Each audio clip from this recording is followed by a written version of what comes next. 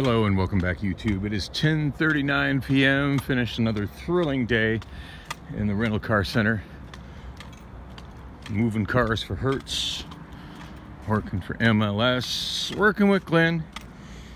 Tonight was kind of boring compared to other nights. Glenn has some kind of contract business deal he's trying to do. Cleaning some office building in Scottsdale.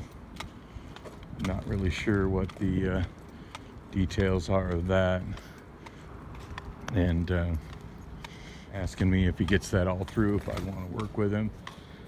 Said the pay would be good, but I don't know. I told him it's going to depend a lot on the hours. Not a big fan of doing cleaning work. I mean, I did do it one day about a month ago over at Homewood Suites, and that wasn't so bad, but I don't know. Oh, there goes my train. I can hear it passing up above me. It's gone. No big deal. The next one will be long in just minutes. It's been trying to rain tonight. It's kept sprinkling a little bit. At one point we saw a bat out on the maintenance lot. Didn't see it very long. It just kind of fluttered by, but you can kind of tell when you see a bat. They have their own sort of bizarre flight pattern. But at one point we got the windows down and Glenn's like, hey, it's raining. And I'm like, it's not rain. Except for all I know, that could have just been a bat pissing from overhead. Oh God. It's just unbelievable how good it feels when I walk through those doors. Just imagine what it would be like if Phoenix had a rail system for general public transit like what we got right here. With air conditioned, big clean stations.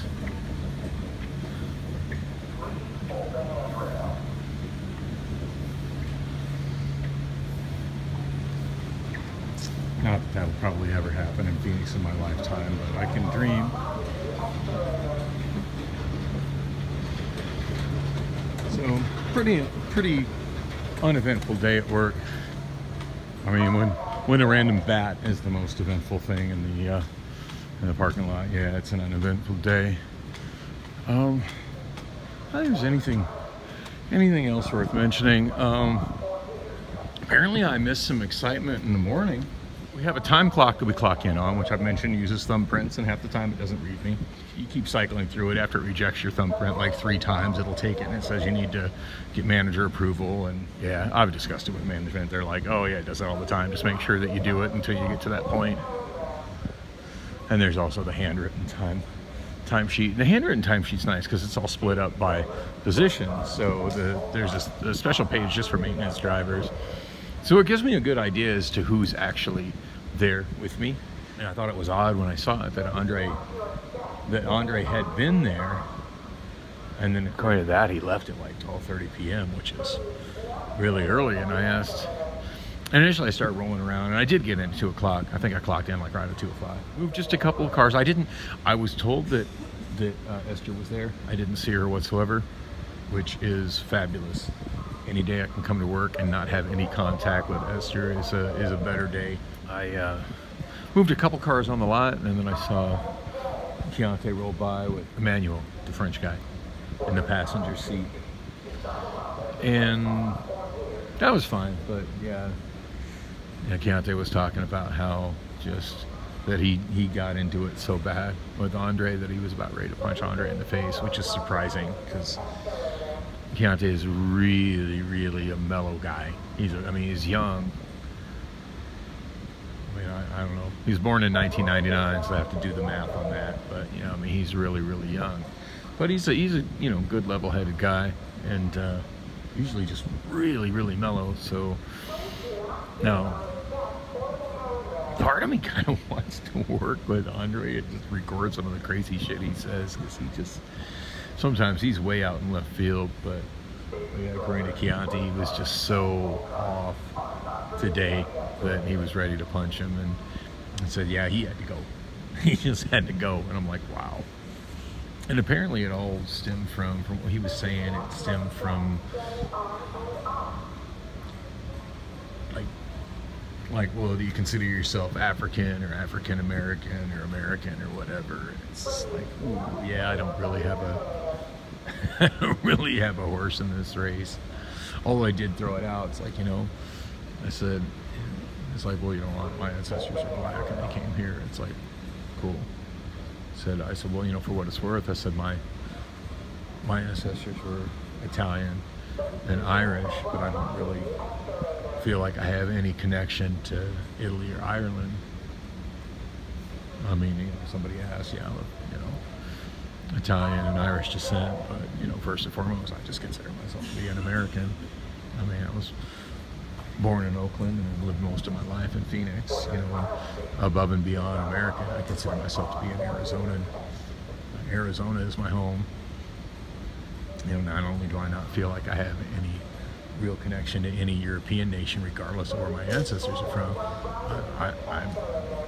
I don't have a connection to any Midwestern state or any New England state or northeastern state.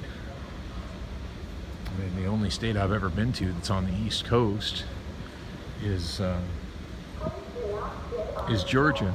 I feel like I got some connection in Georgia, but not like I'm from Georgia. It's just a place I spent some time. But anyway, I can just imagine how heated it got, though, because sometimes on it gets pretty weird. Anyway, the train sign saying less than a minute. I don't see it scrolling now. It goes train arriving in board here. It must be rolling up right now. Anyway, I'm just gonna call it a night. Priscilla did say that she's out with April at the Dirty Drummer, and I've been thinking about going to the Dirty Drummer tonight, but I don't know. I don't know if I really feel like being around people. I'm feeling pretty low key, and at this point, it's just feeling good to kind of save money and not go out. And I'm determined to get myself back on my feet financially, and I figure if I keep that at the rate I'm going, even though I'm working less now that I'm no longer at Domino's, I feel like I'll get there within a couple of months. Right now I'm working at a level that's comfortable. So there's that. So it's 11:03. I'm just walking in my car from the SkyTrain, and I've never seen that before. A little short bus is labeled as a Phoenix Sky Harbor Employee Circulator, and it's picked up right where the SkyTrain, right where the 44th Street station is, on the other side, so the south side of the station, as opposed to the north side, where the Route 44 picks up. Kind of wish I had shot some video as I was coming down the escalators, because I remember when all the doors used to function to the SkyTrain station.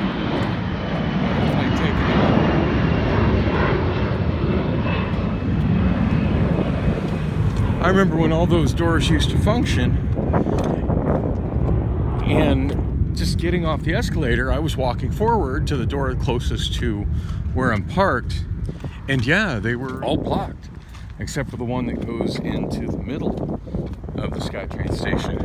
Every other one has cones, and they're blocked and locked. So I think that's kind of sad. I also noticed that the restrooms there had a sign in them saying restrooms closed. So it's kind of sad that the city of Phoenix built such a nice transportation amenity and has basically shut it all off for fear that, you know, homeless people will take advantage of it. And I get where they're coming from on it, but it's still kind of frustrating, and it created a little bit of extra walking for me that I shouldn't have to deal with.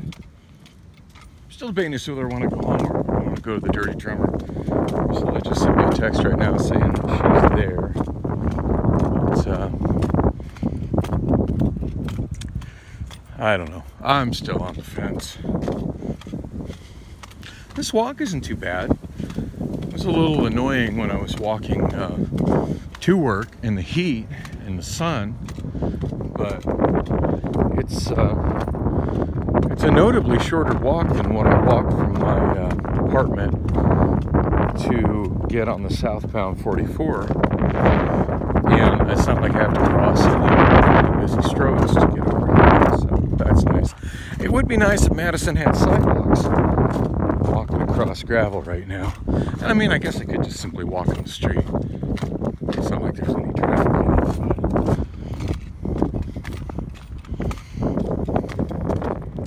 it. Anyway, I think I'm going to wrap this up. I don't really have anything else to say other than, damn, I'm a whole month behind on uploading my vlog, so probably I should shoot less of it until I get caught up.